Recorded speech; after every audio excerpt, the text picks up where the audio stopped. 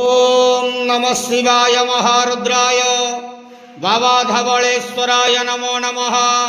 दीपं यदि परं ब्रह्म दीपं यदि जनार्दनः दीपहरत मे पापो पूजा दीप नमस्तुते। धवलेश्वर महाप्रभु संसार सुखी रखंतु।